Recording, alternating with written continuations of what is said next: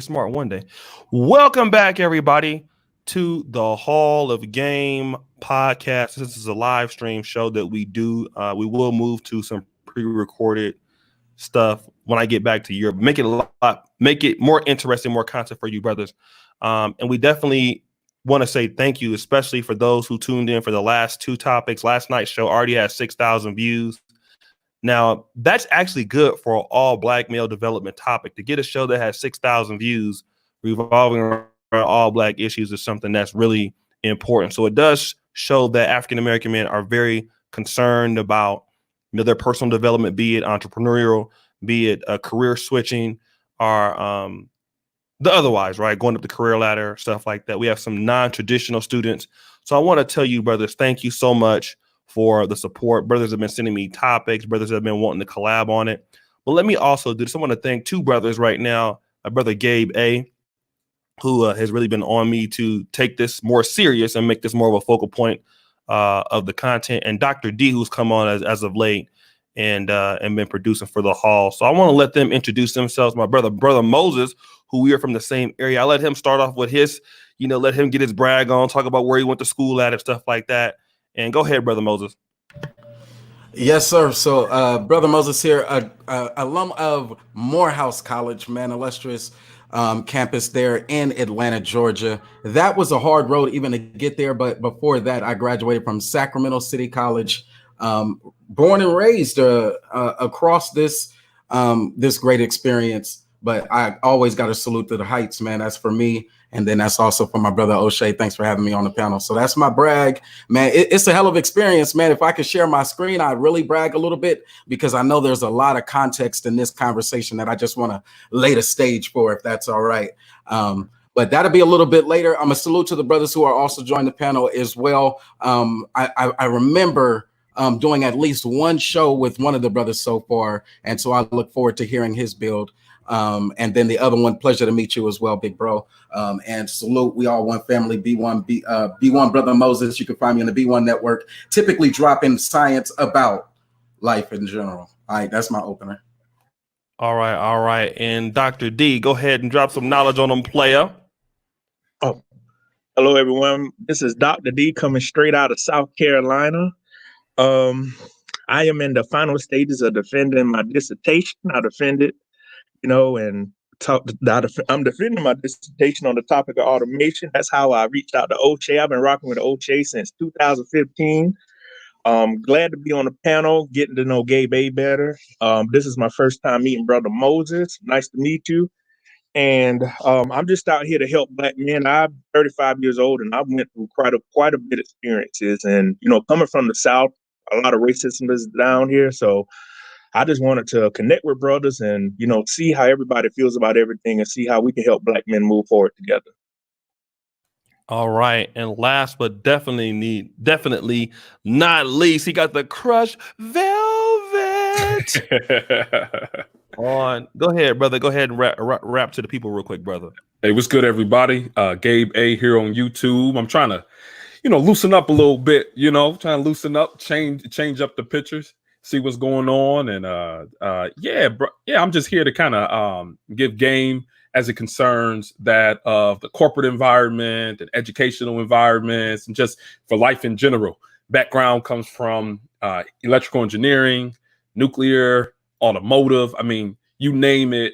As it concerns engineering, I kind of had my hand in it here and there, but transition over into cybersecurity and kind of cybersecurity combined with engineering. Now I do a bit of protecting organizations and people from those infamous hackers that's trying to steal your credit cards, that's trying to steal your personal identifiable information. And I work as a consultant in that. And yeah, again, just happy to be here. And I'm just really loving the camaraderie with the brothers. I mean, if y'all haven't heard our back chats, man, we just kind of wrap it up, just kind of talk about life experience and everything. I'm probably the youngest brother on the panel. So, I'm getting a lot of game from these brothers, and I'm just enjoying the experience of the Hall of Game. And thanks for having me. All right. And like I said, Gabe is the person that produces the most. I've been throwing my hand at some of the last few topics, but shout out to Sub-Zero gave us one. And last but definitely, me, I'm always the dumbest dude on the panel. I'm also from the Del Paso High area of North Sacramento, which is considered one of the roughest areas in Northern California. I'm right there with Brother Moses. I went to Grant High School just like he did. I'm also a graduate of the Los Rios Community College School District, but I got my AS and AA from American River College, BS, Sacramento State University in biology, and then I'm finishing professional school whenever coronavirus gets its foot off my neck. So it's been a long journey, but I'm just really concerned about my content is basically entertaining brothers, helping brothers. I basically what I'm trying to do is fill the voids that I don't see in Black male social media content. So if I don't see the professional shows, we'll do that. If I don't see the dating, I don't do that. I've done every aspect of dating. I also produce social media content for bigger channels than mine. I've done it for a lot in Black YouTube, Pan-African kind of content. So I do a bunch of everything. All right. But I'm definitely the dumbest guy on this show. So these guys are much more bright than me. And they make me look good. So let me just go this topic. And maybe some people didn't know it, but I was watching a show called a few years ago, Insecure. Anybody on the panel seen Insecure? Yeah, that's with Issa Rae, right? Right, Issa Rae. Okay. Yeah, my wife Issa Rae was binge watch it, and it's pretty interesting. I ain't gonna lie, it was good. I'm not gonna lie, I watched it too, and it was that's salute. It's a good thing. So Issa Rae was dating a person named Lawrence at a certain part before he got his character was deleted from the future season, and he got a job. Initially, he went to Georgetown and things weren't working out for him, and then he ended up getting a job at Best Buy. But then he ended up getting a job for another larger firm, and he was the only Black person working for this firm. And when it came to his productivity was not at the same level as the whites. But what ended up happening was, and I know this is fictional, but whenever he would do something, they wouldn't take it serious. They would just be like, oh, okay, that's fine. So pretty much he was a token Negro hire, if you will. And so also what I want to talk about today is because a lot of brothers are in those situations where, okay, did I get hired because I'm good and there's not going to be any advancement for me? Or I am good, but I'm the only Black or African-American person in the staff.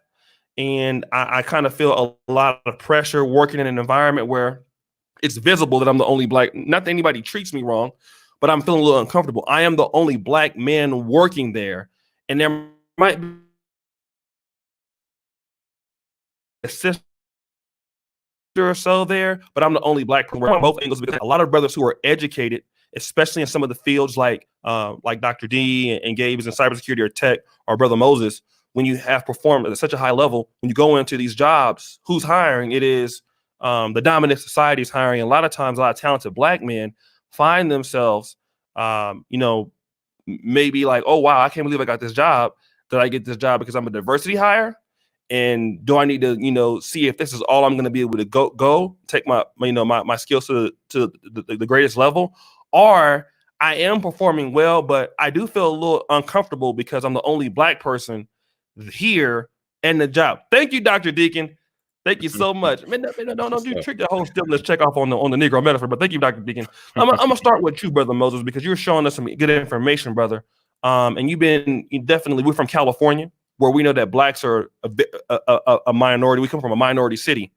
How do you deal with, getting hired at a job where mostly there are Caucasians there or non-Blacks, and then guessing if you're diversity hire, and also dealing with the pressures of performing as the only Black man, overcoming the Black man stereotype, all those things? How do you deal with that?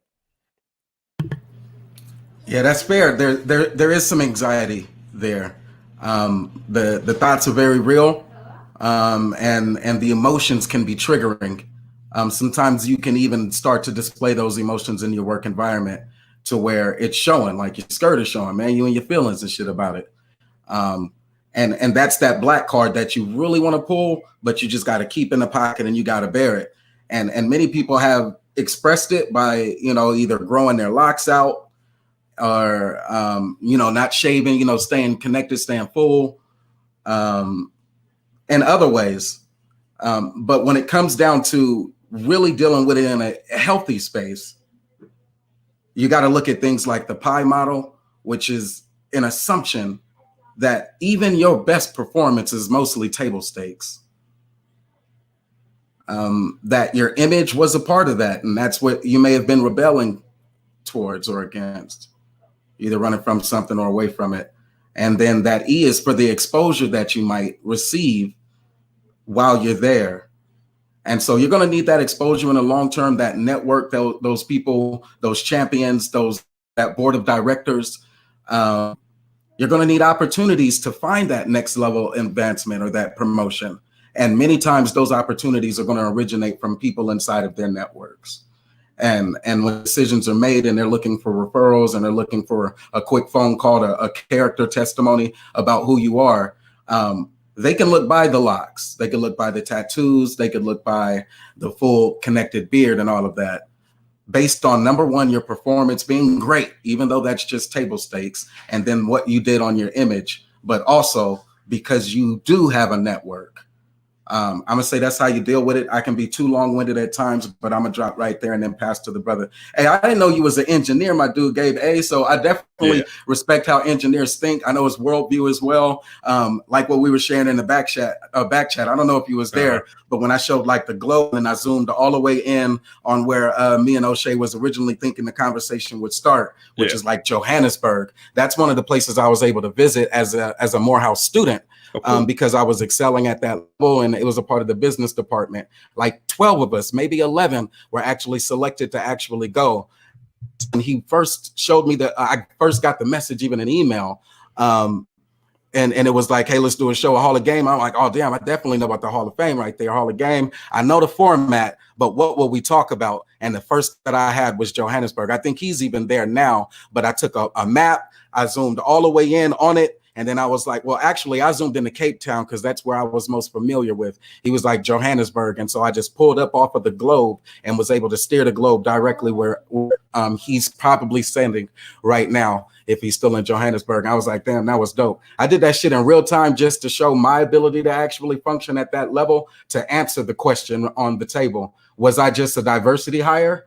The question for me would be yes. And then was I just filling a quota? It would still be yes. And then what about being a token Negro? And the question and the answer would be yes. And all of those yes. And because I am a veteran, I'm a disabled veteran at that, and I am an African-American man. Those are the ones that typically carry some form of stigma in corporate America. But then lastly, there's that other positive element, though, that I have the skills and the world experiences to lead at a high level. And so thus, I do what I do. Anyway, long story. I'm going to pass the mic now. Well, let me just ask you just real quick question, right? Because, when you get hired at, well, actually, Brother Buzz, let me go to Gabe real quick, and I'm gonna ask him this question. I'm gonna let him answer that question. I'm gonna ask a question. So let me go back to Brother. Let me go to Brother Gabe. Brother Gabe, now you have a lot of experience with this because you've been dealing with internships since high school. So how do you deal with knowing, like, am I a diversity hire because I'm black? Yeah. And they're trying to just check a box, or did they hire me because I'm actually good? Okay, I think I might take it from a little bit of a different perspective than maybe the brothers and maybe some people even in the chat. Because one is that I think the first point is that going into engineering, I already recognized that most engineers don't look like me, right? Especially in America. Most engineers don't look like me. So as it concerns the expectation to not be the only one or one of the only ones, it would have been just unrealistic to expect that in an engineering work environment. So one, I was going into a situation knowing I'm probably going to be one of the only ones, one of the only black ones in my organization working there. And number two, I think I take it like this, right?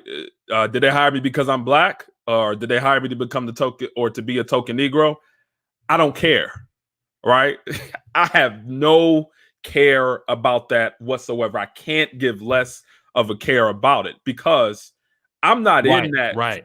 I'm telling you. So the reason is because I'm not going to that organization, to that business, in order to expect some type of, I guess, morality from a business arrangement or from a business organization, right? I'm not expecting them to hold my same standards or principles or morals. I'm not expecting that at all from that organization. I'm expecting them to pay me and compensate me and give me the experience that I need to go to the next level. So their reasons Okay. for hiring me, I would want them to hire me because of my skill set. I would want them to hire me because I'm good. Yeah, that's a desire. But if they don't, listen, I'm there to milk them for whatever they got and move on to the next. So I don't take the perspective of I like, know that's right. why did they? What does this business think about me? I'm more thinking about, hey, what can I get from this organization before I move on to a higher role or a higher organization. That's the perspective I take.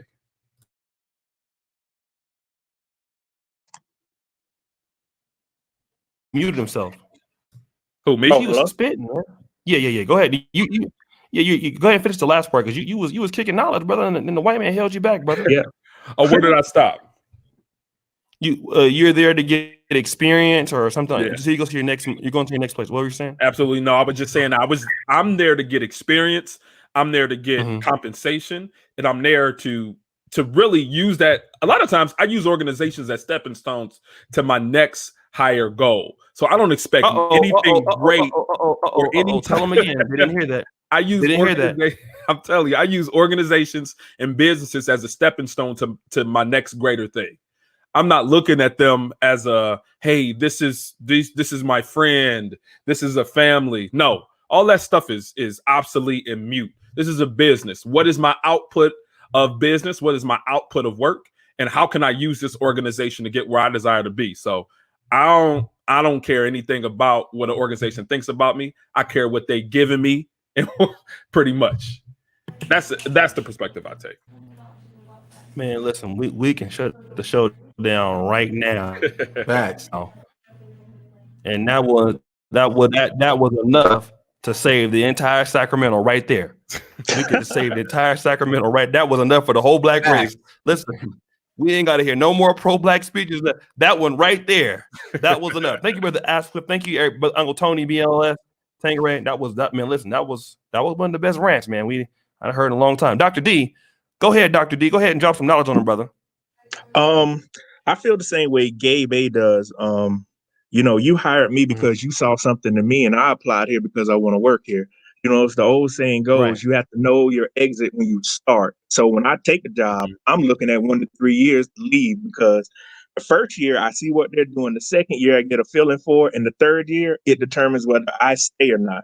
Because where I work at down here at the Department of Energy, you'll have people say, well, I graduated from Clemson, I graduated from Georgia Tech, I come from South Carolina State.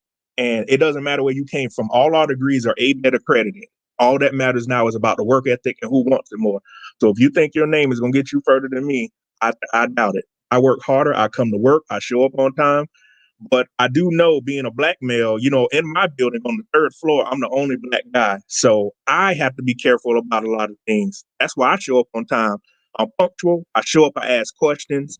The thing is, I'm setting the tone for the other black men to come in. So when I get into a better position, I can look back and grab somebody and say, hey, you can come with me too. So I don't look at it like that. I feel the same way Gabe B does. Let's get to it, and don't hire me because, well, we have to meet the EEO regulations. Because one of the biggest things now that's coming out is diversity and inclusion. That's a big market that's coming up, to diversify a workplace, to see how we can get everybody to work together. And that's a very big market right now. That doesn't really matter to me. I apply for the job, call me in, interview me. Let's do what we got to do so I can get hired. Because a company is a business. Human resources is just there to protect the company. Get in there, get what you got to get. Don't feel and say, well, for every 10 white folks, I'm just randomly saying this, for every 10 or 15 white folks, they got to hire somebody black. Even if you get into a position and you feel like that, don't feel pressure.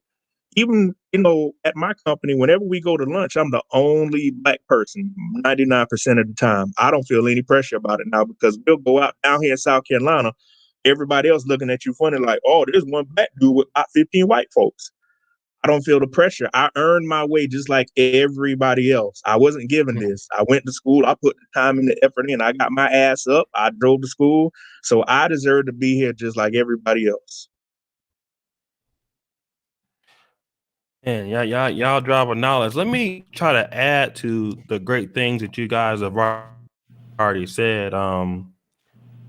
You know, I guess what I want to say is when I got hired into a really good corporation, you know, I knew that like companies like AT&T or Verizon or Intel,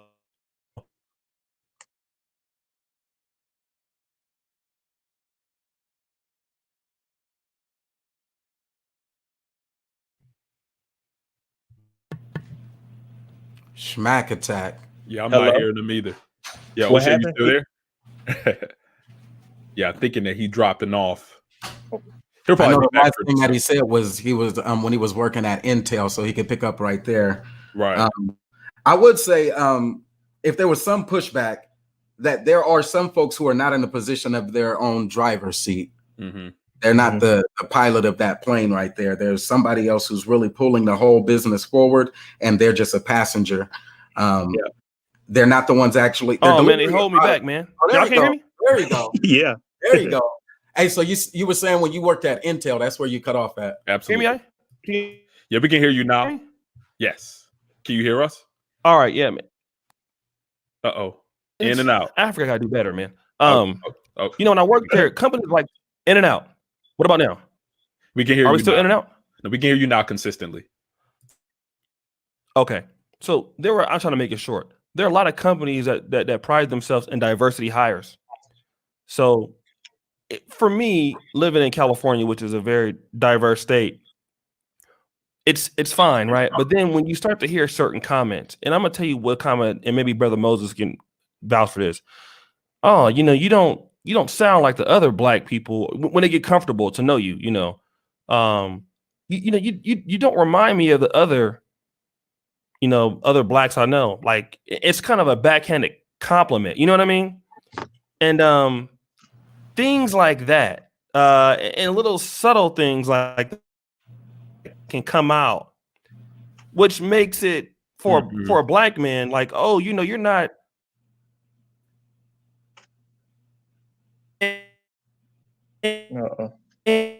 Uh-oh. So you're barking a little bit there. You don't, you know, you don't act like the other black men. Mm-hmm. Hello? I'm working again still, right? You. You were Borgin, but you're back now. So you stopped at, okay. You don't act like the other black men, or you don't act like the other. You don't act like the other black people. You don't, you know. And so, at some point, you get a compliment like that, or a backhanded suggestion like that, and when that happens, it's you know, working in corporate America for a black man, it's kind of like it could be like walking on eggshells. You know what I'm saying? Yeah. Don't press the ombuds button. Laugh and smile and wave, nigga. Hey, depending on how much you're willing to tolerate, I would also say not only do you just smile and wave, but if you got a witty comeback, hit them with a witty comeback, maybe a movie reference, a comedy if you know one that's right there that hits home, a universal comedy reference, and cover your ass and let that be that. Don't be the sensitive black guy, if anything.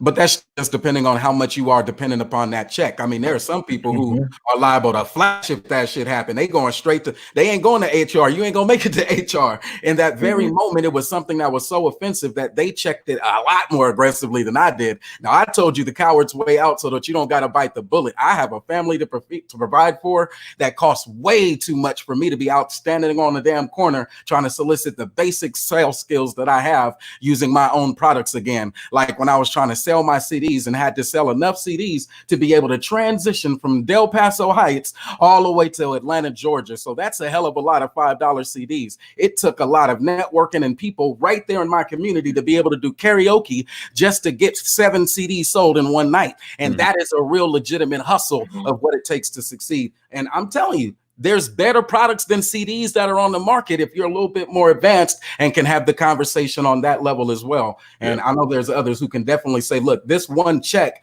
is what I use to start paying for some of those legitimate hustles. It may not be CDs.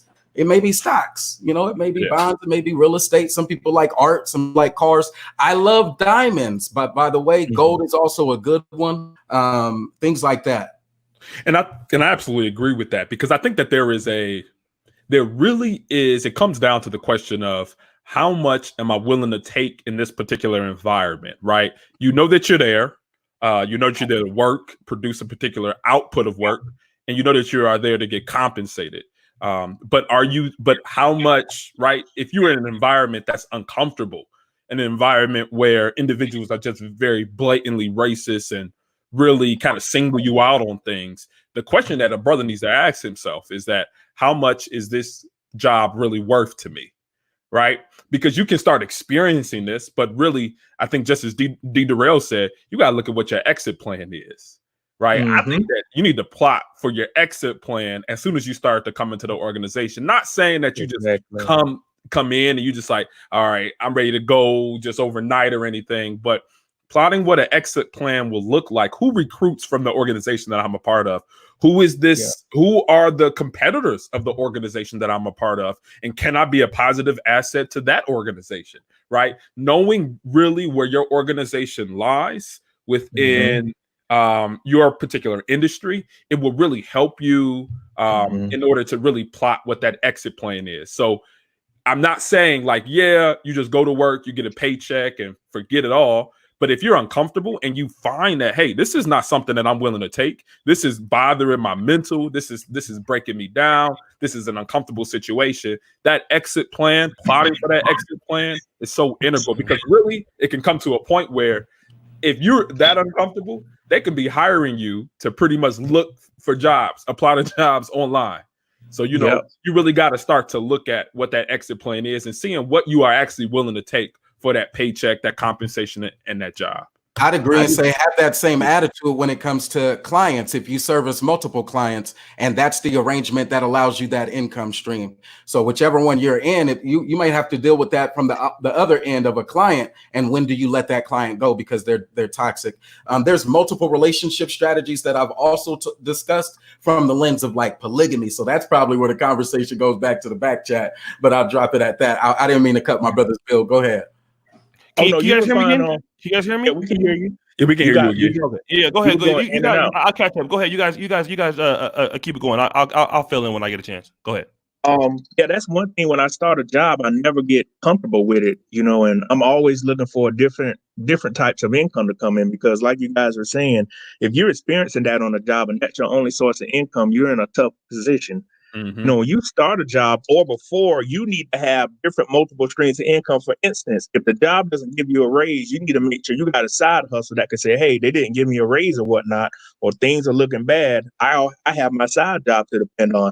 Just think about with the coronavirus going on right now. If you had a side hustle when your main job shut down, you like, hey, man, I don't have to deal with that right now. I got my side hustle going for me. And that's one of the things, black men, once you get the position, like Dave was saying, look how the organization is organized. Go from, if you have the ability to talk to the top people, see what their vision is, see what their long-term goals are, see what people, the positions they are in, and see what you can do to fight to get your way up there. Because you'll be surprised. Hey, you'll think in your head, I can't get that position. Your self-esteem is low or whatnot, or your confidence is low. Not knowing, hey, they're looking for a person like you. Just put your skills down and go forth and put your best foot forward and do what you have to do. That's how I look at it. The taking is for any position in any company, anybody can get. So this don't ever be confined to one box. Always keep looking. Keep your when I start a job, I keep my resume fresh. I tell anybody when I'm on a job, I try to go interview for a couple of jobs every year anyway, just to make sure my skill set is up, because you never know what may happen. You may get in there and people racist towards you. You like, you know what? I'm giving them my 2-week notice. I already talked to somebody else. You got to keep your skill set up. Just don't ever get complacent and just say, hey, this is what I'm going to be doing for the next 5 to 10 years. You got to have upward mobility. No, strong points. Shout out to Brother Grown Man Business. I'll shout him out. Who wants to go after that? Brother Moses or Gabe or? Yeah, I still have something to put on that too, because I think that Go ahead, brother. that exit plan is really important, right? Because just like all the brothers have been mentioning, you might be in a situation where you're somewhere where you don't want to be. So looking for that exit plan is very important, and not only looking for that exit plan, but actually having a narrative for why you left. Don't just dip, like, because think about this, right? You leave an organization and you go to another organization, and the only thing that you can say as it concerns what your issue was is that, well, they was racist over there, right? That isn't, it's not really the best, I guess, interview conversation to have, because you probably Right. to Say that another, again. that's Say that probably not again. saying that they was racist over there. I don't think is the best narrative for you to present to a possible employer when you're trying to exit that another organization.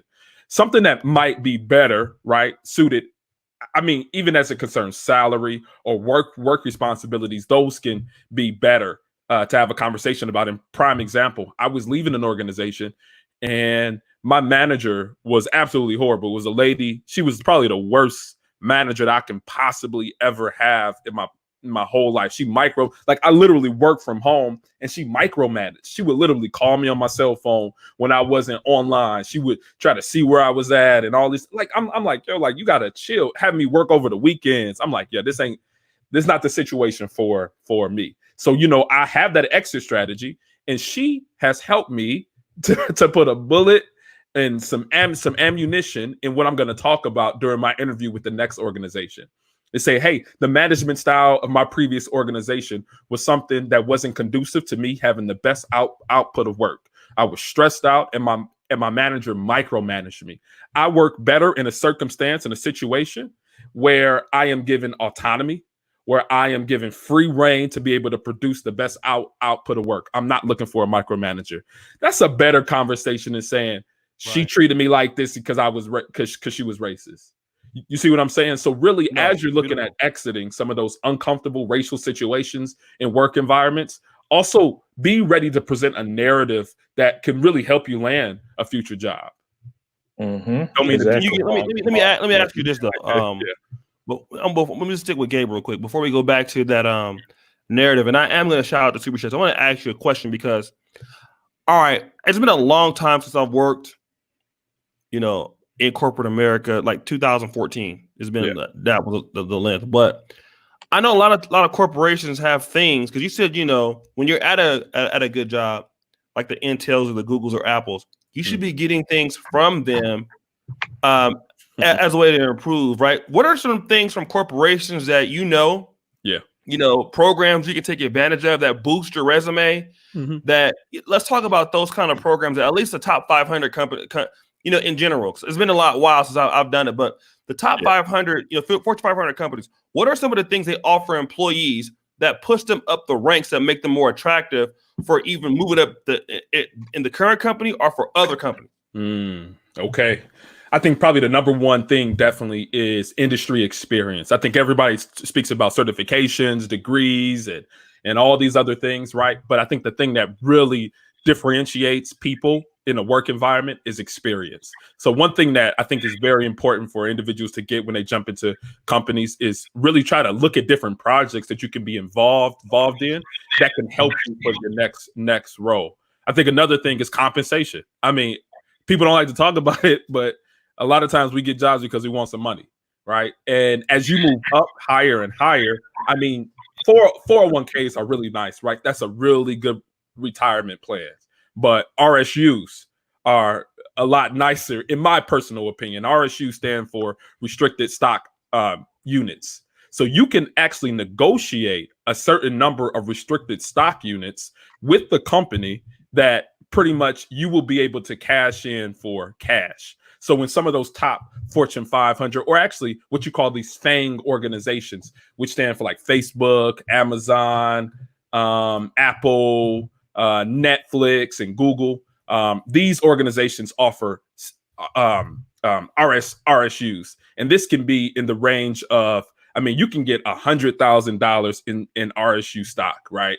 I mean, you can negotiate those into your particular salaries, right? And that can really help you, right? Just as Brother Moses was speaking about those side hustles. You can utilize the money that you get from these stock options and invest it into something of your own. All right. So I think that those are two. I don't want to be, again, too long-winded, but I think one is a diverse work experience, looking for different projects that you can be involved in within your organization, and money. Like you can negotiate some of your compensation in the form of stock within the organization. Let me agree with you on the two, the industry experience, and then you said the compensation. The industry experience, I would say exactly the same thing that you said. Having that business acumen, especially if it's in something you have passion in, is going to go a long way towards whatever that next thing was, right? So when you say, I have business and finance, I'm understanding, broader markets, lending, all of those different things that come with working in the finance industry. You take that and say, now, what is my next level investment? You mentioned FANG, right? Facebook, Amazon, Netflix, and Google. Now, we definitely know that there's some room in the YouTube space for African-American men to share their content, but not just that, because of the Google AdSense and all of the knowledge that comes with why that investment's important and how you make that that business and venture grow. Because of those areas, you have what you call residual income streams. Yeah. And your Facebook is omni-channel marketing. Amazon and Netflix, I think, are more to chill, but as a stock investment, I think they're even better. So your company, like he said, could offer you the 401k, and you're like, damn, I got a 401k. What is it actually investing in? You can actually look, and oftentimes, what is it like Fidelity or whoever it is? You can look at that as an option on what is my next level investment. And then, of course, the compensation piece is probably even more complementary to the industry experience that you got, or that I'm receiving. Let me speak from an army of one. Working in finance gave me the things that, like, it's business, it's loans, it's all of those different things. It's essentially payment options. And so while one way to get more residual income stream is through the YouTube that you have invested in, to the point of now having a channel and information that you have, you can monetize through them, but then your payment options are still going to be going right back through them on many of those different investments that you would have again, right? So PayPal then becomes the next payment option medium that you're looking at. Not just because you get business through it, but because you're also looking to enrich your stock portfolio and you wanted to grow it from just those first fangs. So residual income streams, how do you invest them? And to answer the question, definitely three things there. Let me add one more, then I'm gonna pass the mic. So I built on your two, but I'm gonna add one more. You said industry experience, compensation, and the third one that I would say is that network. And I mentioned it earlier, so I won't be redundant again. You can also develop a fine network. Even if you were the only one African-American, that did not stop you from meeting some cool motherfuckers along the way. Right. No, that's true. Dr. D, you want to add on that? What a lot of Black men don't realize, a piece of paper called a letter of recommendation is very strong. Yes, right. Yes. A letter of recommendation from a VP or a high-ranking manager is more powerful than your resume. And a lot of companies offer training. For instance, if your company can't pay you, but they'll pay for you to get training in Las Vegas, you need to take advantages of that, because all of that training and those certifications, they transfer to other companies. The company, how I look at it, if the company is going to screw me, I might as well screw them the same way too. Get something out of the deal. And a lot of companies where I work at, they will pay for you to go to school and pay you your salary. So if you want to get a master's degree, they will pay your full salary and they will pay the tuition to school. But the thing is, what people don't realize is job security for you, because when you sign that document, you're going to have to work for them for 3 years. You got to commit to them. Yep. Yeah. And that secures you for 36 months to say, hey, I got a job for 36 months once I finish school. Think about it. If they negate the contract, I got a degree free of charge and I got my salary. Use the tuition reimbursement, any kind of networking events. I volunteer for the United Way at my job. You guys know how many lawyers I met, parole people. I met the mayor of the city where I work at. Those events that don't even cost you anything. All you got to do is just go get you a nice suit, Just go to it. The company will pay for it because the thing they have in that work, they said, we don't have anybody to sit at the table. Well, I know one person that will sit here. I will go there and shake everybody's hand. And that builds a network in the city because you could say 6 to 7 months from now, hey, I'm leaving the job. I remember talking to you at that event. It's all about networking, as Brother Moses and Brother Gabe has mentioned. Networking is powerful, but use the company to build those networks. Even when you go out amongst the company, use them. They're going to use you. I say get something out the deal too. Man, you guys laid it out there. Let me do this. I just want to weigh in just a little bit, but that's ICS Gabe's channel. Those people are looking to request Gabe's YouTube channel. Go ahead and subscribe and hit the bell. He has 160 subscribers. I would like everybody to subscribe to the channel if you can. And let me just talk about this, right? It's been such a long time. You guys have more current information than I do, but I do remember when I was working for a company.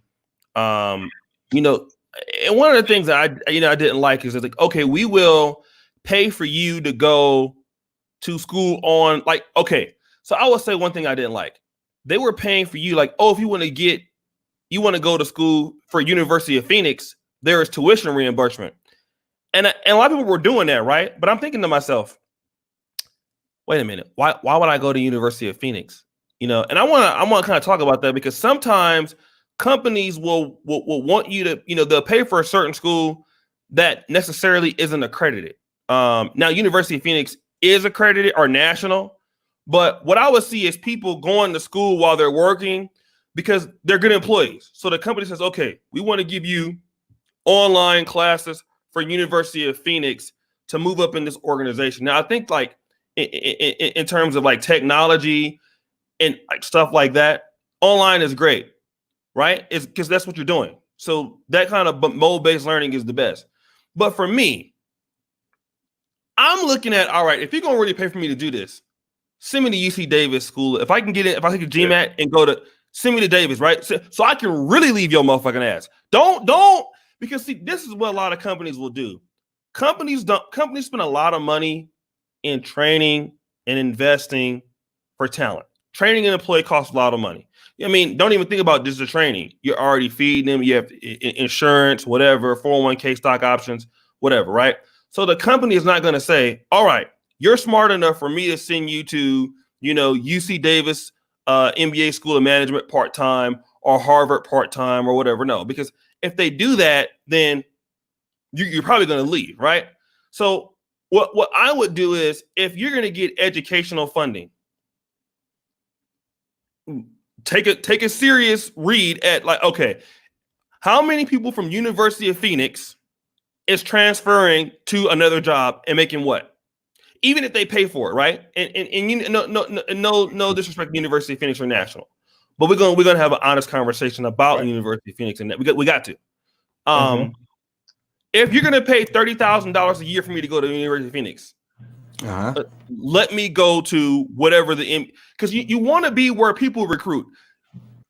People probably don't recruit from University of Phoenix. All right, that's a job. Like that's good for if you have a job already and you want to move up, you'd be able to say, I'm with the University or National, whatever, right?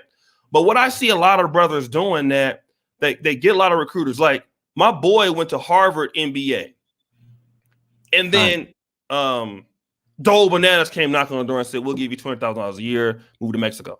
So I mean, if we're going to use companies, let's use them for everything and make sure if they're going to finance something, let them finance something that everybody wants. Because some companies will put you in education situations where, you will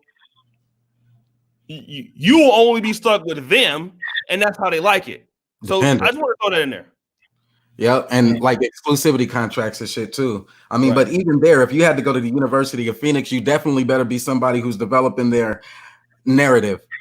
The University of Phoenix is a good one, saying, the work classes are worked at night. That's one of those narratives that typically is universal. I worked in the daytime or took classes at night in order to get my master's or whatever that next level was, wherever you were. So I think that there's a positive upside to that just by looping in with what you said earlier, developing a narrative. And then again, there's people who still have to understand it's not what you earn, but what you learn. right? So whatever those night classes were they propelling you forward towards that thing that you wanted to accomplish? If you were looking at technology and you were betting on technology with your life and your skills, then Gabe A is telling you when it came to big level technology spaces, that is the cybersecurity. Y'all got to be hitting that dude up on what it means to engineer.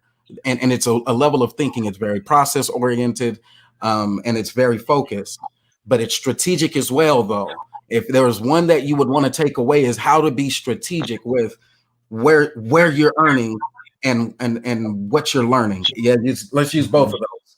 Where you're learning, where you're earning, excuse me. Where in the world are you earning? He brought up he was working at home and the manager was a micromanager.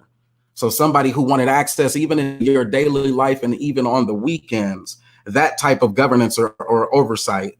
And then so where are you learning? And then the second one was and what you're learning.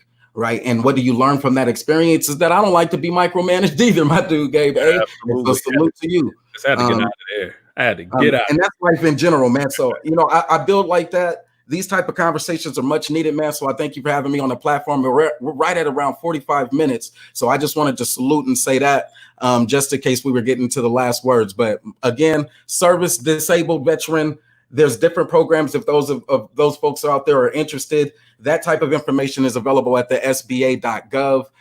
Those grants and educational programs, there's definitely some big research projects needed in response to overcoming this inequality in healthcare.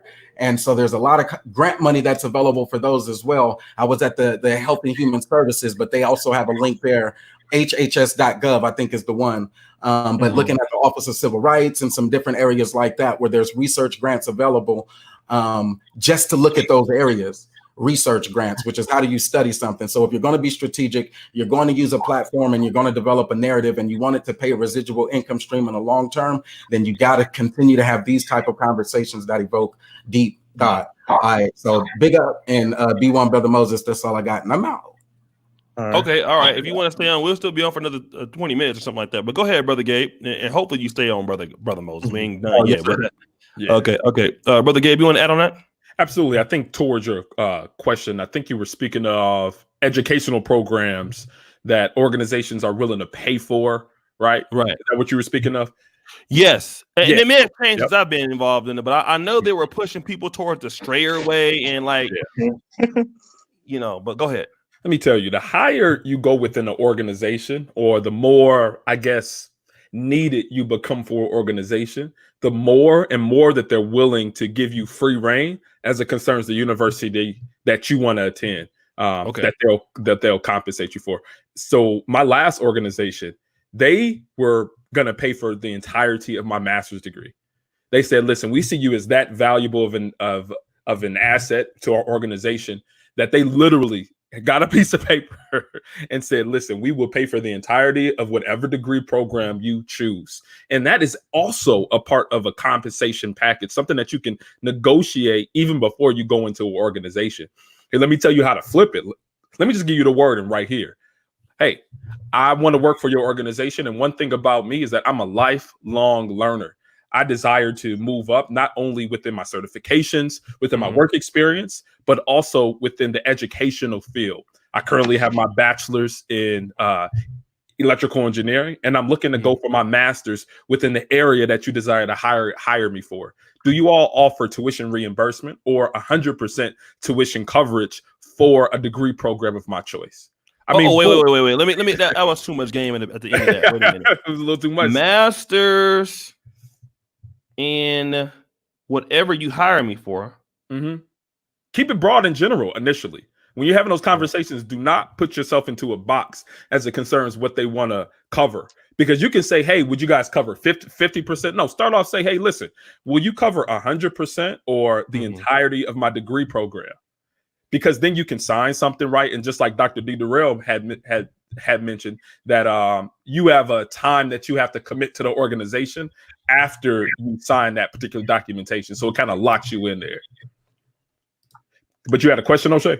Yeah, no. I mean, that was good. I mean, for those of you that heard that at the end, you said, I'm willing to. So basically, you tell them I'm a lifelong learner. I thought that was an excellent ploy, and then also I'm willing to for the master's program, I'm willing to get trained in whatever you hire me for. I'm curious though. First, hit them with, I have my bachelor's in electrical engineering, and I'm looking to get my master's, and that's why the pivot. Then, do you have tuition reimbursement, or do you offer tuition reimbursement? Gives them a chance to ask the question, or to answer it, and then your follow up was the same thing that he said. Absolutely. That second part though, I'm glad you called it out. It was like, in the area that you hire me for. That's confidence right there. Yeah. I love that. No. Go ahead, brother Moses. Go ahead. I'm sorry. No, brother Moses, you wanted to add on that? I'm sorry. Oh no, yeah, I was just driving that point home one more time.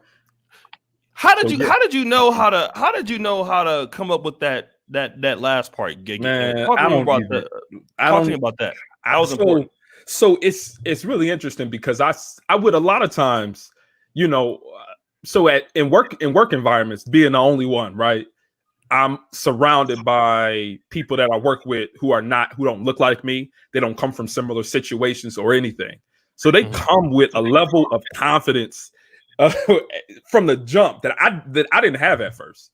But I started to watch them. I started to watch how they talk to supervisors and managers, how they kind of touted or kind of really promote, like did a lot of self-promotion within a work environment, and how they were confident when asking for what they wanted and not being, because a lot of times we ask for stuff in the Black community, but we ask for it and say like, I'm sorry. Like, I hope that me asking for this did not offend you.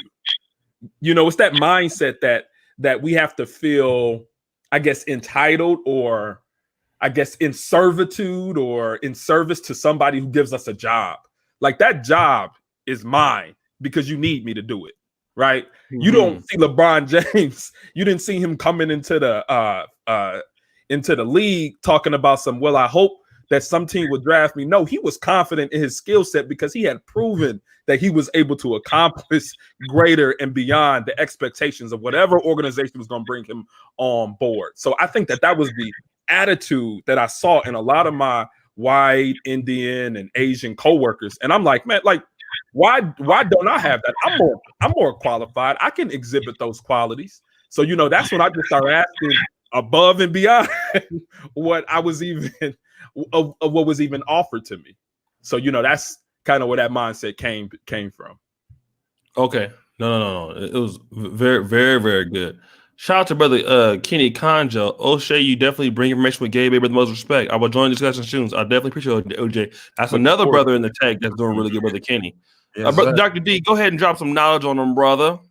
Well, where I work at now, when I started my doctorate program in August 2017, I read this is something men have to do: read the human resources book. So that way, if something goes bad, you say, I have it in print, and make sure it's the last revision. One of the things they had in there was you're allowed to work on your schoolwork at work.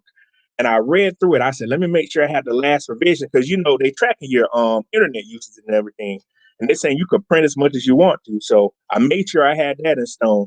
And I said, wow, y'all can only give me $52.50 a year. They said, well, due to the IRS, we can't give you that much money. So I came up with about $130,000 of my own money to go to school.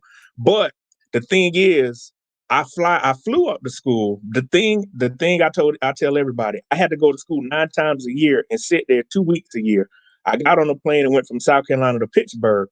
The thing is, they were big on education, so they would let me miss a whole week of work. We only work Monday through Thursday. When I got back on Sunday, my brain is gone. So I would take Monday off and work Tuesday through Friday. I did this all the way until March of this year because of the coronavirus. I couldn't go to school or whatnot.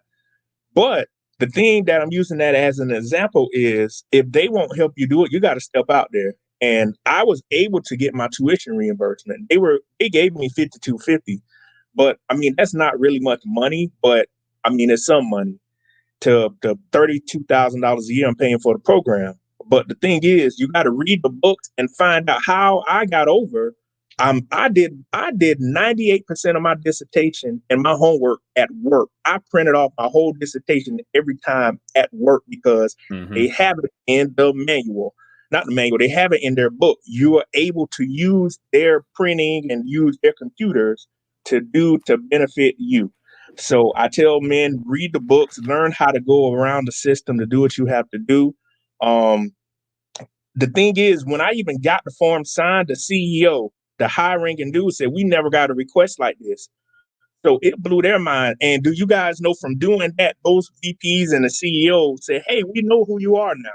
The thing is, I was nervous because I'm like, these people are not going to, approve this. And lo and behold, I read the book again. They said anything related to STEM, we give money back. So they said, we got people trying to go to school for all other types of crazy stuff. We will help pay for STEM. And they like to hire people with technical backgrounds there.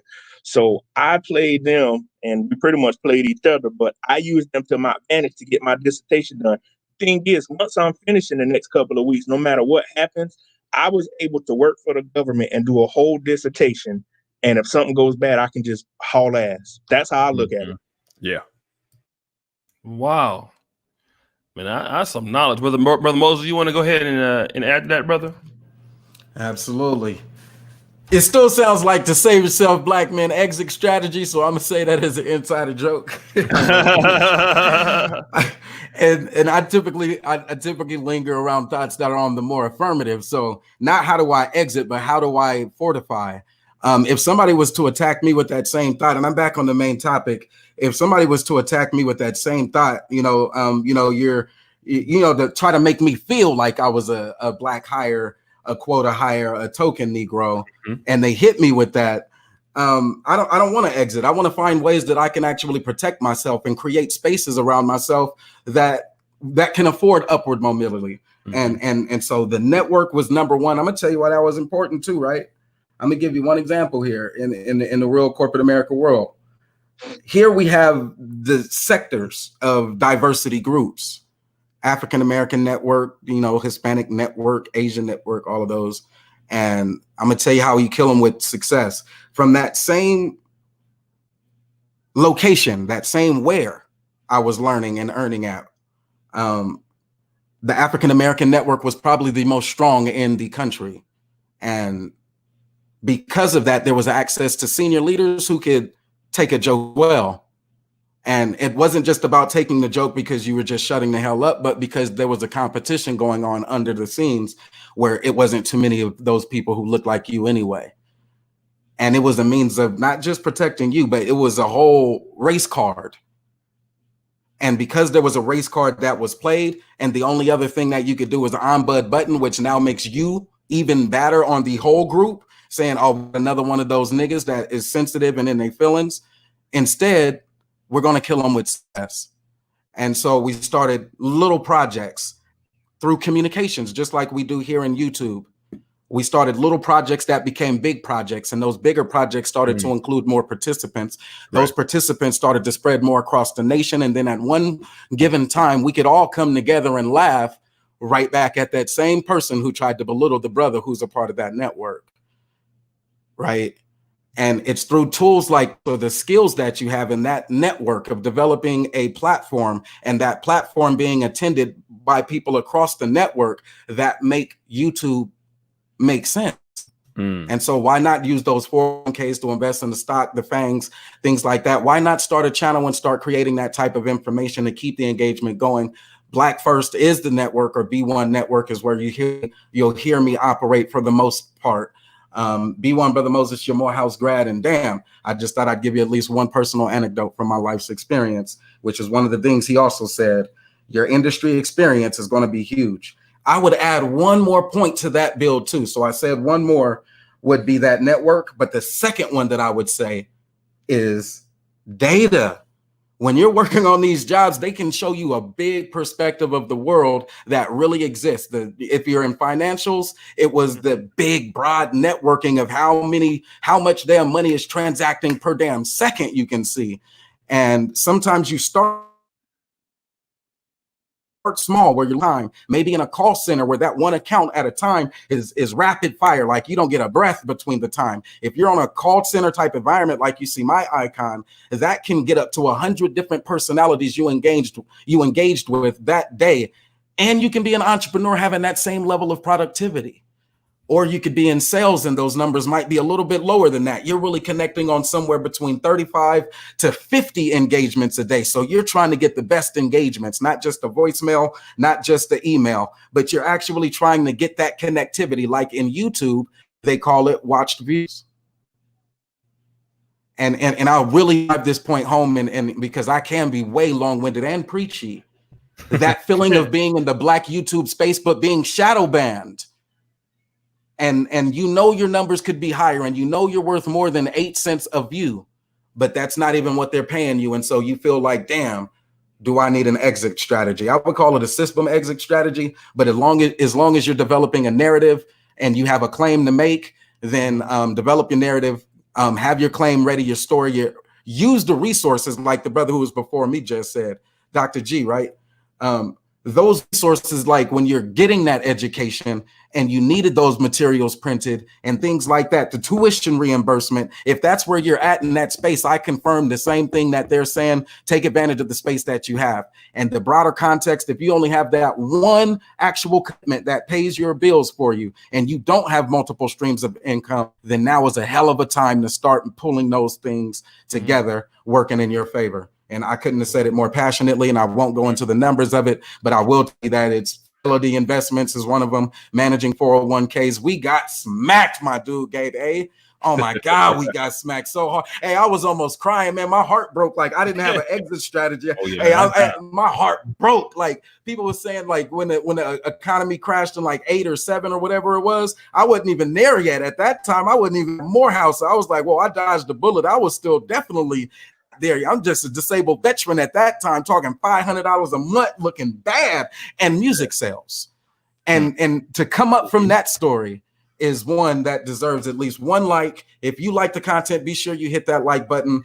And if you know somebody that likes this kind of content, share it with them, man. We trying to build the network still. The community has to grow. So 80,000 subs is still a slap in the face for an African-American of the caliber of O'Shea Duke Jackson. International network. If you could see where his views go, it would take the entire globe to show you it.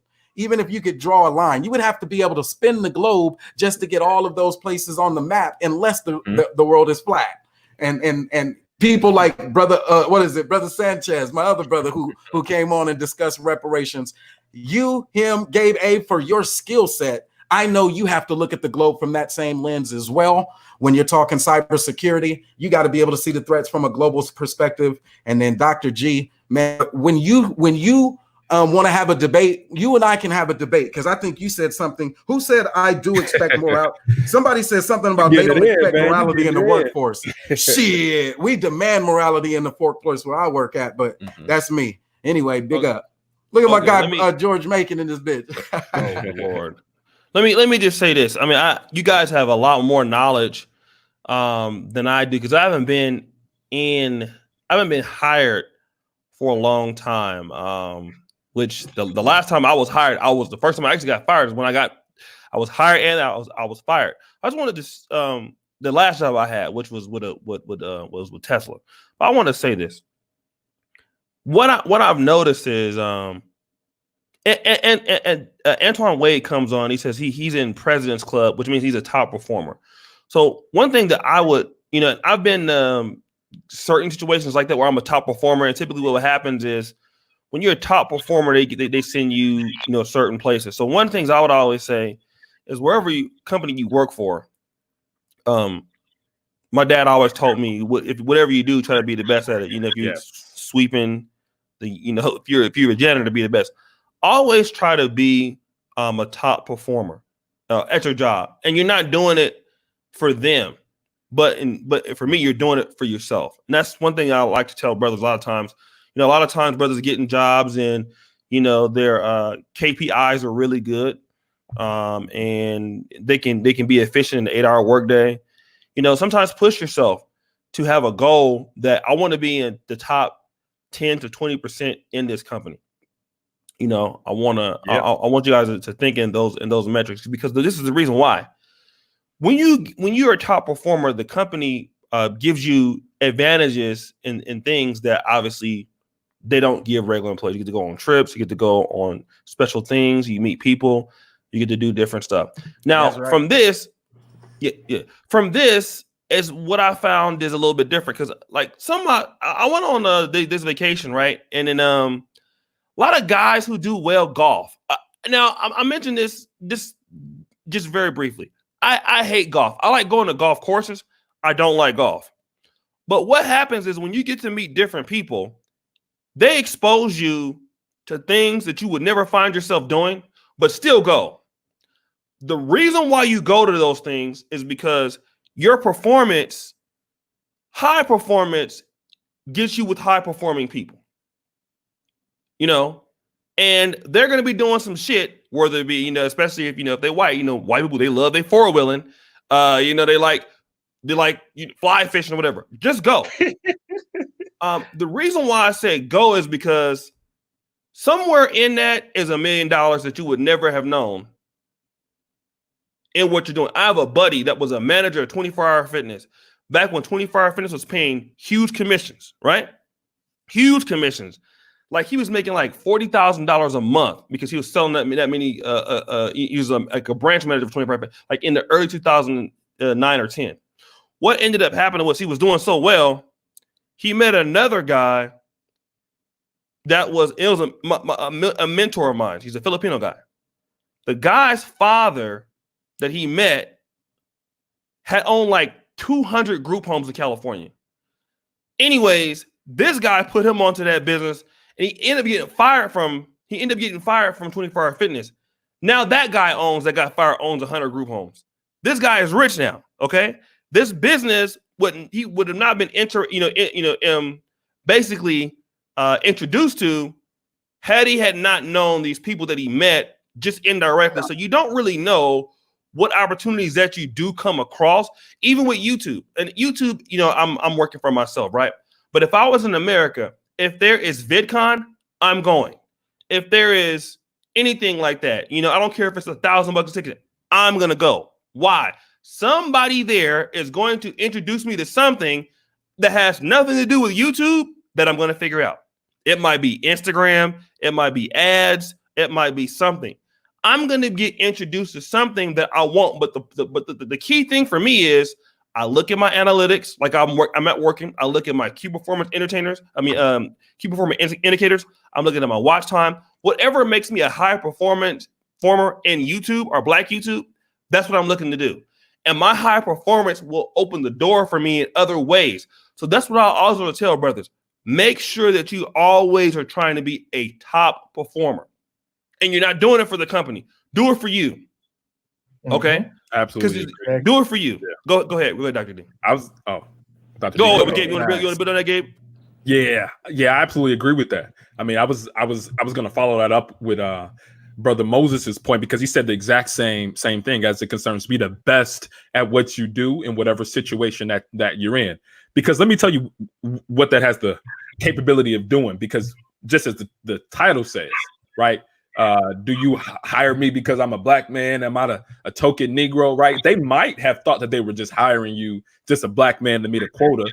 But once you start performing, once you start changing things within the organization from a positive perspective, you go from a token Negro to an indispensable resource. And then really they're at the palm of your hands at that point, because they need you in order to make themselves look good, because that's all the managers and supervisors do. They need people below them. They need employees in order to be able to bolster their ability to say, I've led these people to this particular success. Be one of those people that your manager brags about because of your great performance, or your director or your CISO or your CEO brags about, or even be one of those high level managers and supervisors. So just as the brothers were saying, be the best at what you're doing. And then that whole Negro hire, token Negro thing, all that go out the window. When your numbers go up, all that go out the window when you changing things from a positive perspective within the organization. And a lot of times you get bonuses for performing at a certain level. So just as O'Shea was saying, you get trips. I mean, within my organization, they give an annual, well, actually every three months, they give a bonus based only upon performance. So I pretty much lay out things that I'm going to accomplish throughout the 3 months for that particular quarter. I say, hey, this is what I'm accomplished. This is the reasons why I'm gonna do that, and this is how this will build into our overall organization strategy. As soon, like for this past one, for quarter one, even though the coronavirus and everything happened, I got 100% of my bonus for this third month. Like I got 100% of quarter one bonus because I produced, because I absolutely produced, because I said I was going to do something and I made it happen. So just as the brothers are saying, be a top performer, and it's nothing that they can tell you. You know, if you bonus during the coronavirus, you a bad man.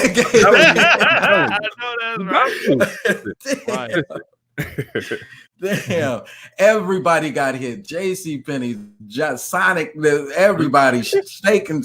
Man, they even went after a Waffle House. I said, wow, if you could take down the Waffle House, you huge, man. Hey, damn, baby. Huh? How many Waffle Houses closed? It was a lot, right? Whole bunch of them.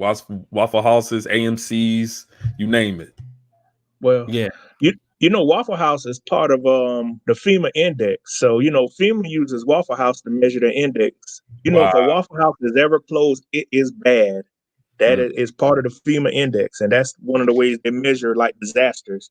Because it can be a war going on outside. A Waffle House still serving the All-Star breakfast special. And the thing what a lot of Black men need to understand, promotions don't happen at work. It happened outside of work at somebody's house. It just be a conversation, smoking a cigar, drinking some wine. They'll say, "Hey, what you think about A? What you think about Oche? Let's promote them." It never happened at work. Those special events that nobody gets invited to but you. You're like, "Well, I'm the only Black dude here," because hey, we want to promote you. We're gonna give you the weekend to think about it. That's when things happen. That's when networking happens. And like Dave was saying, when you're a high performer, you get invited to those things, and you at the CEO house. I got to be real special to get invited over here because they nothing but top ranking managers.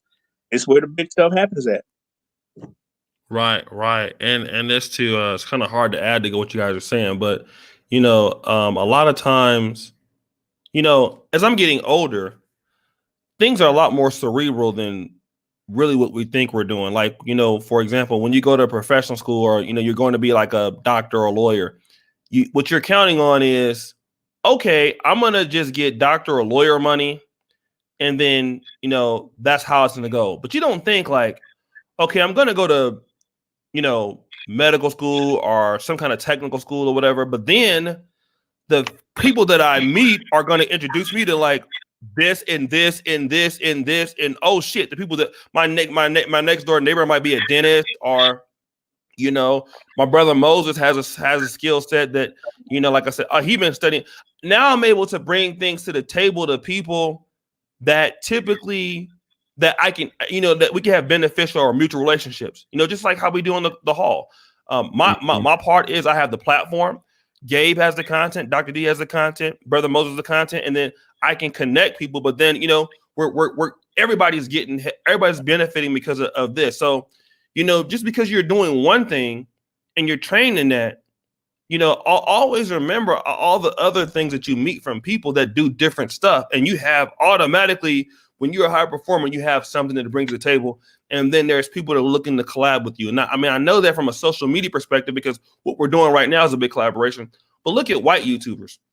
And I'm going to use them because we want to talk about them in the prison YouTube community right now. I know I'm getting a little off bank. The prison YouTubers and the white YouTubers and I'm talking about those white YouTubers that are like, you know, they're in, you know, some of the pranks, or they're in the YouTube, like they teach YouTubers how to YouTube, the Nick Nimmons, the Brian G. Johnsons. If you notice those two, even though there's two different types of content, the collaborations are such that because they're high performing on the individual channels, they come together to make even more money and to do greater things. And even in different sorts of things. Like now you have attorneys collaborating with YouTube instructors to talk about different laws that change around the world when it comes to social media content. So then that gives an attorney an opportunity to connect with a YouTuber as an audience, but then that attorney can tell that YouTuber something, or he may have a whole other circle that has nothing to do with YouTube, and bang, that's something different.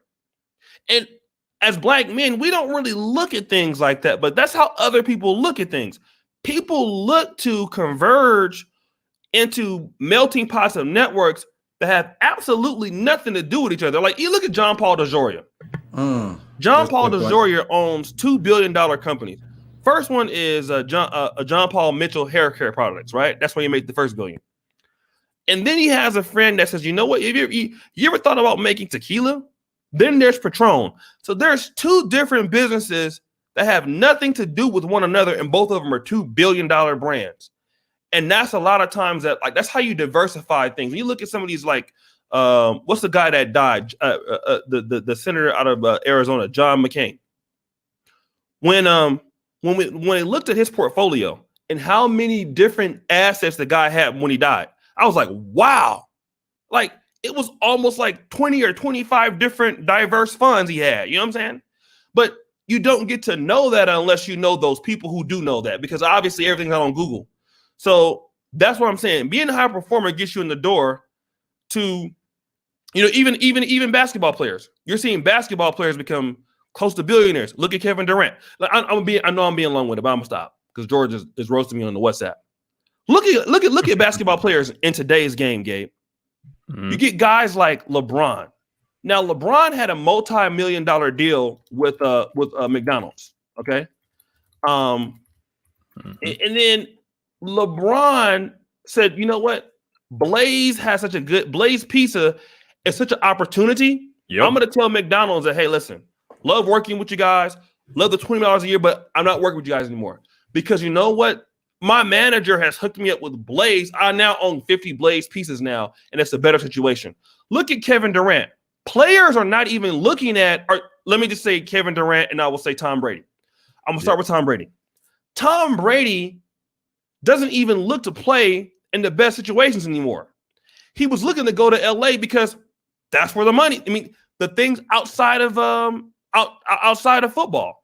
Like, look at Kevin Durant. Kevin Durant was looking to go to New York, not necessarily to play with Kyrie Irving, but look at what New York has to offer financially. The market, yes. So now players are not even looking at the best deals. Players are looking at even the best financial deals and the best networks to make the most money outside of. That's where the game is out now. Like, even look at Dak Prescott. People talking about him not wanting to be happy with the franchise tag. And people are saying, hey, listen, bro, take $25 million a year to play quarterback for the Dallas Cowboys, and you're going to make this amount of money on the back end. So even now, players are understanding, like, okay, being in certain areas gives me access to better networks where I can make more money because my plan. So everybody is getting on this level. Mm-hmm. Black men got to start to do the same thing. That's all I wanted to. I'm sorry for being long with, but I wanted to point that out. Go ahead, Dr. D. Well, in my cohort, there's 15 of us, and most of these people are from Washington, D.C. If I had never went to school in Pittsburgh at Robert Morris University, this lady worked in the Clinton administration. This lady has ties to everybody all over the world. I talked to this lady. I said, hey, when I finish school in a couple of years, I think I'm going to move to Africa and work for NATO to get that foreign policy experience. This lady can pick up her phone and call anybody. And the thing is, Oche made a video earlier. I wrote him an email. I said, if I had never took the opportunity to go to Pittsburgh, Pennsylvania, I would never been able to network with that lady. That's opening up my life to different opportunities. So as you were just saying, Oche, that's the things that we have to do.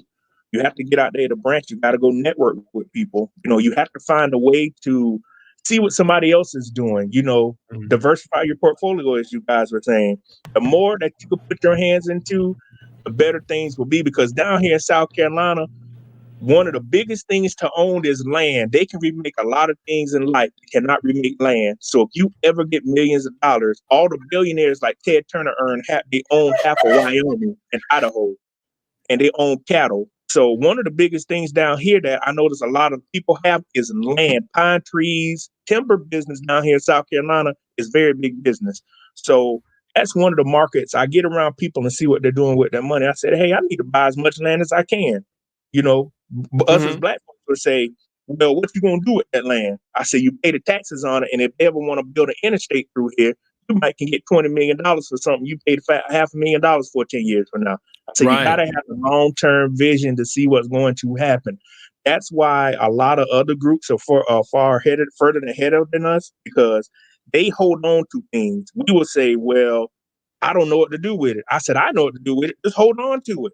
You never know what may happen.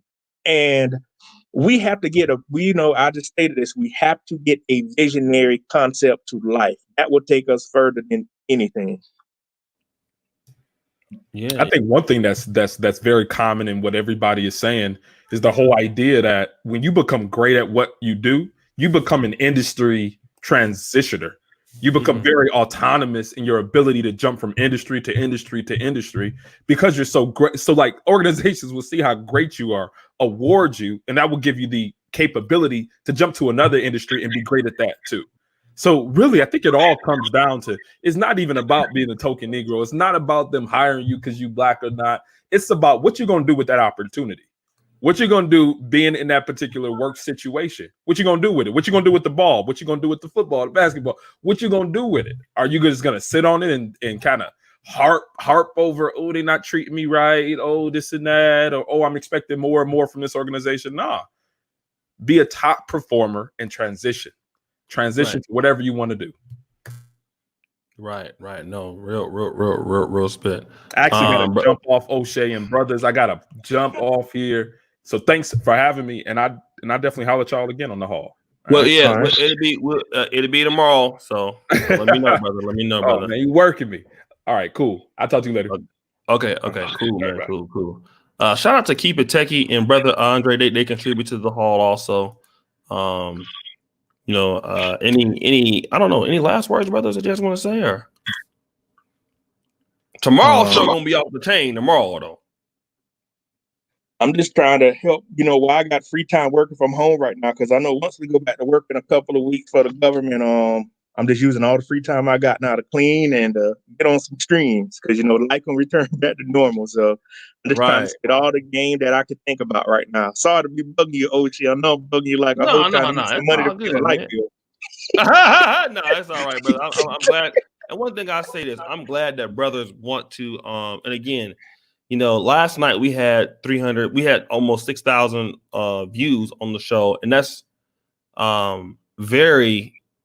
I mean, for a topics like this is very unique.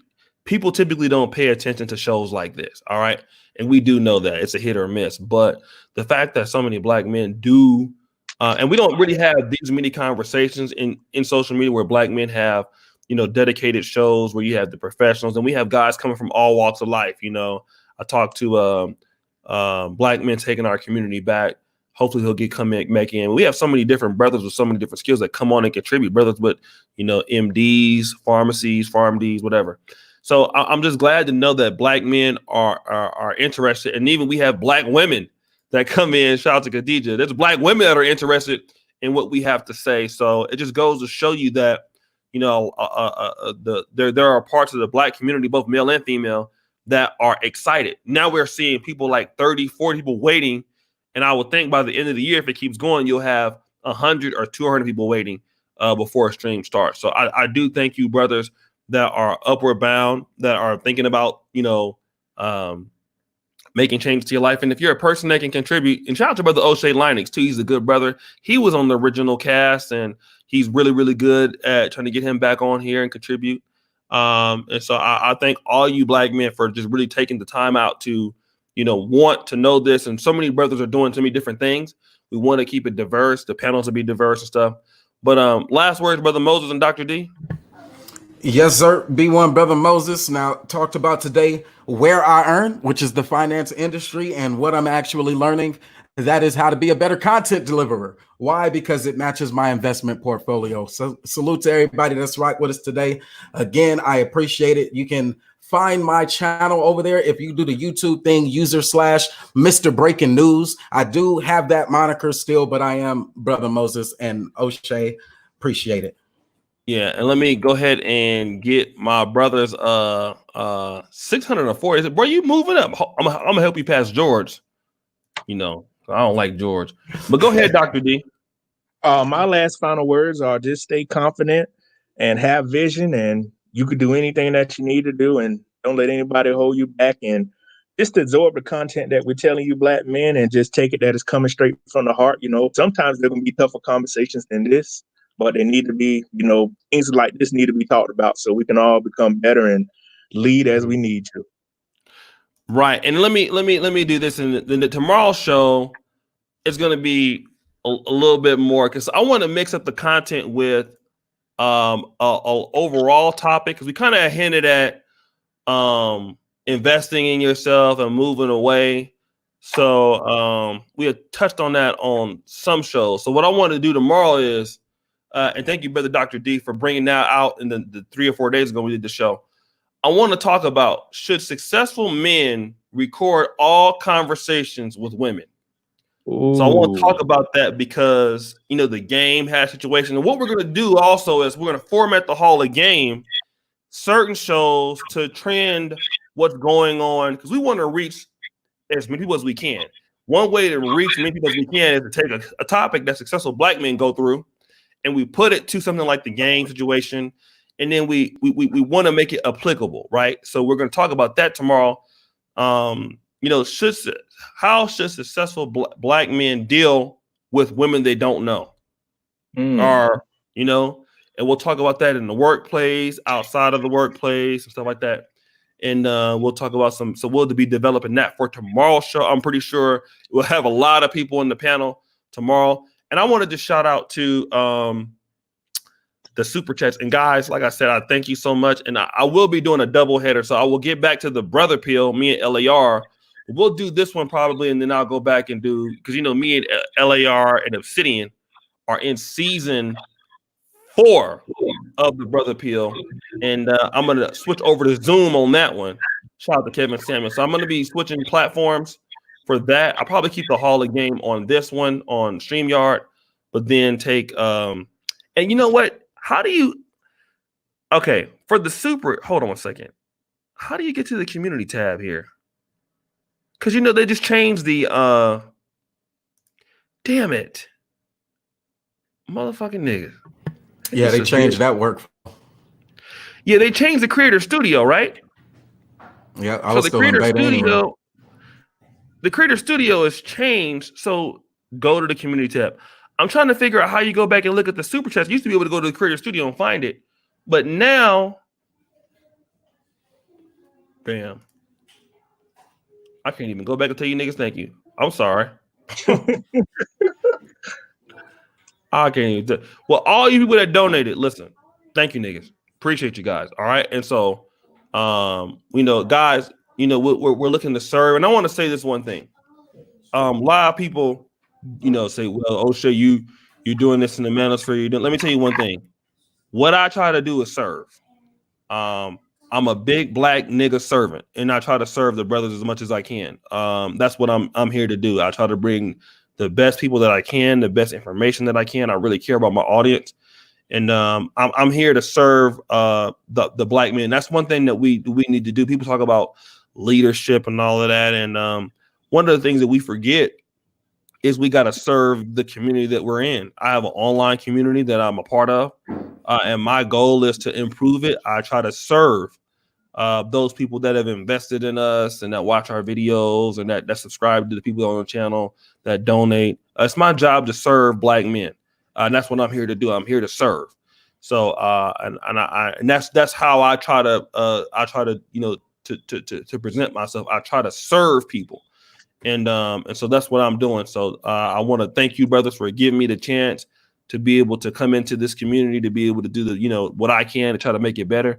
And we will continue to get better as we continue to bring more brothers in to also, join in with you. And also, one of the things I want to do is, there is LinkedIn, but my goal, my thing is by the end of 2020 to develop some type of online platform where we can link in with professional black men on the Negro manosphere. That's what I would like to do. I'd like to prepare something like a black LinkedIn that is just for black men. And then we just basically try to build our own network, and we start small, right? You don't have to be like the greatest thing, but we would, have black men that are looking to do things with one another on a black male professional network. That's what we're trying to do. So we'll have something like that available so that brothers can meet in different fields and do things and collaborate and we'll try to attack the market. We're bringing black men together on only those things. So, and you guys, like I said, we don't have to raise any money for that because you guys have already given us that money. We're going to try to build that platform so that more professional black men can connect on through websites. Okay.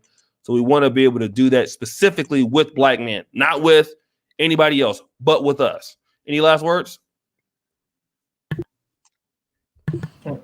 I'm good. I appreciate it. You know, you allow me to come onto the platform, so I appreciate it, Yeah, man. you've been killing it, brother. Thank you so much for hopping in there. And guys, I do have a show with other brother that's in tech on Saturday. I'll be doing something with him. But guys, thank you so much. Thank you to the brothers out there. Some of the sisters come through. They get help. Some of their sons, a lot of black women. I mean, not some at least. They tell me that they make their sons watch this, right? So, this content really it hits home for a lot of young men. And older men too, right? So a lot of brothers like this and like to give back. So thank you guys. Thanks, Doc. I'll see you guys later. Peace.